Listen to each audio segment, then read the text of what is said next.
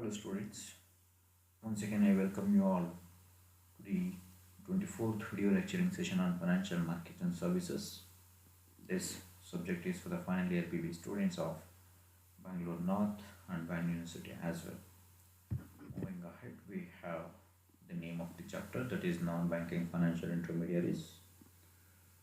In this particular session, we are going to discuss about benefits and problems of factoring.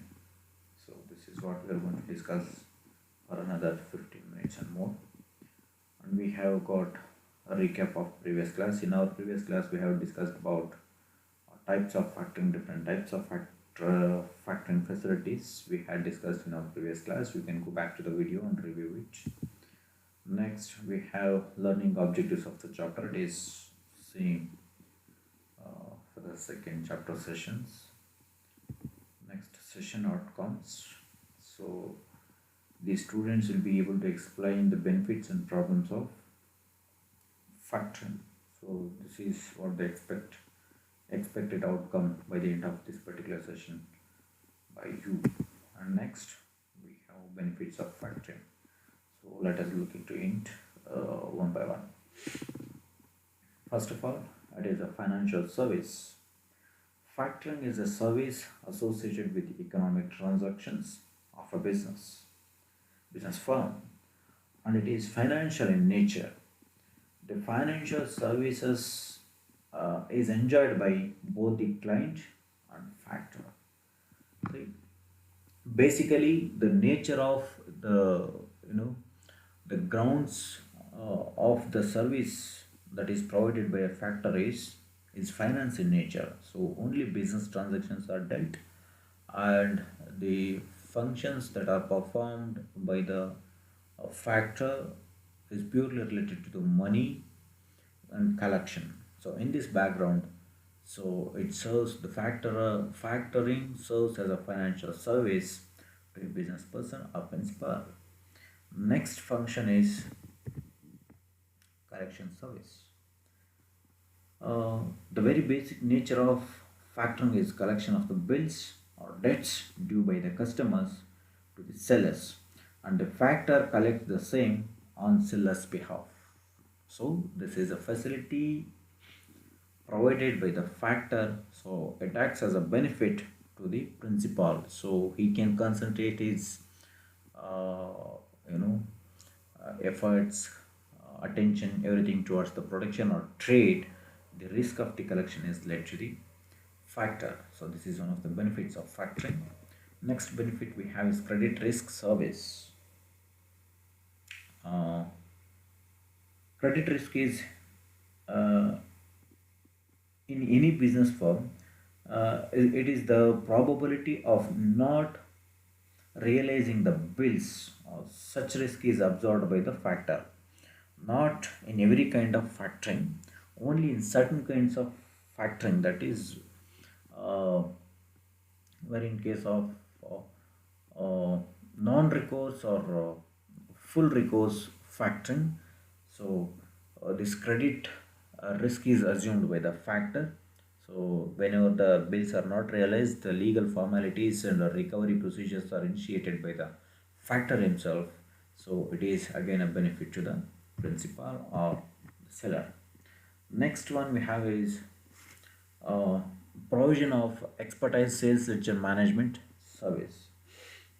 In many cases, principal stipulates the factor to maintain the sales ledger on his behalf.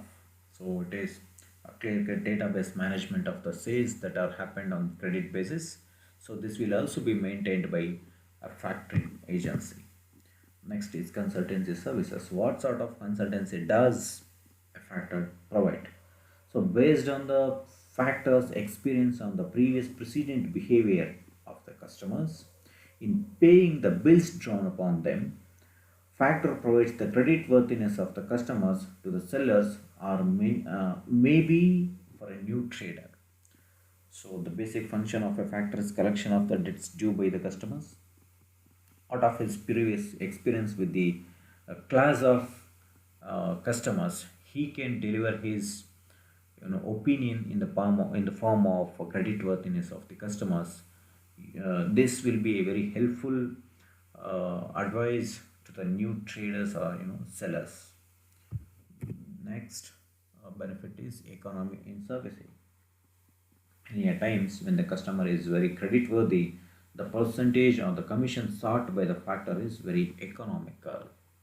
That is compared to the financing modes of other alternative financing modes, going to factoring is a little bit economy. That too in case of a credit for the customer. So the percentage or discounting amount is very less. Next, off balance sheet financing. A company will be having a credit limit, or it will have a ceiling amount to the extent which it has to borrow. But when a company takes advance in the form of factoring, it will not be shown in the balance sheet as a liability. Hence, it acts as an extra financing opportunity and off the balance sheet sources of financing. Next one we have is trade benefit. Without giving credit, sales business doesn't move on. But at the same time, without sufficient cash, business cannot be run. In this background, factor plays a good role in benefiting the trade. So, credit sales will stimulate the sales volume. At the same time, the advances lent by the factor will be, beneficial for a trader to run his business. That is the trade benefits. The next one we have miscellaneous services. Any other stipulated services that are necessary for a principal are also rendered by a factoring agency. So these are the list of benefits of factoring. Next we have problems of factoring, or we can also call them as limitations of factoring. These limitations need not be there at all the time. These may be the probable problems or limitations of factoring. What is that? High cost. So in the advantages we have discussed, one of the advantages, like it is economy in servicing, but in the disadvantages we are discussing a contrary point. That is why I have told you just before, it need not be always a problem. In certain cases it will be a problem whenever a customer is not credit worthy and risk is more in a particular customer's case, then the commission or the margin of discount sought by the factor is more. So during such cases, the factoring would be of more expensive. The next disadvantage or problem of factoring is it indicates the weakness of the firm in managing the receivables. If we look at it in a negative manner, of course it is a weakness, because if a firm cannot maintain, or if a firm cannot receive its receivables, so somewhere it shows a negative point on its part. But at the same time, if we look at it in a positive manner, so a firm can concentrate its effort, time, money, everything on production or sales aspect, and it can pass on the risk or efforts in receivables to some third party, or we call them as the factors. So however, it depends on the situations in which a company is running or a business firm is running, whether to look at it as a negative factor or positive factor. Next one we have factoring is done only for selected and good quality receivables. Of course, a factor tries to play a safe game. Uh, he is interested more in the credit-worthy customers who can pay the debts regularly. So, if we look at it at the part of a factor, it is beneficial for him, but at the same time, for a business person or for a trader, it seems to be a little bit negative point or a weakness or a limitation of factoring, as he cannot recover his debts from the least uh, interested customer of him. So probable uh, problems of factoring. Now we have arrived at multiple choice questions. Animation preference is given first for the choice by miss. Now we look at the question. Factoring business is also known as by which of the following names? We have got four options. Option A, accounts receivable factoring, asset-based lending, invoice factoring, all of the above. Let us see the right answer. It is option D, all of the above. So factoring is also termed as or named after as following: accounts receivable factoring, asset-based lending, invoice factoring. So all these are the alternative names of factoring business. The next question is like this: factoring business is also known as by which of the uh, following names? A repeated question is asked, so we just forego it. Third question is like this: for which of the following business factoring services are most commonly used? Haulage business, healthcare industry, real estate, all of the above. Right answer is all of the above. So which of the following companies started the first factoring business service in India?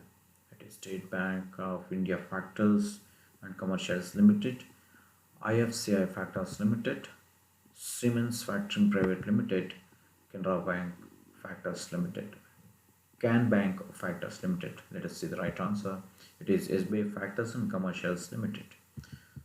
So fifth question: what is the normal time period range for factoring in India? So that is collection period allowed by the seller, 70 to 80 days, 80 to 90 days, 90 to 120 days, 90 to 150 days. Let us look into the right answer. This option D, 90 to 150 days of time period usually allowed by a factor in India for the collection of the debts. So this is the source of references, the books which I have referred. You can also refer to it. So thank you for watching the video, a lecturing session on benefits and problems of factoring. We will meet in the next coming sessions. Until then, take care.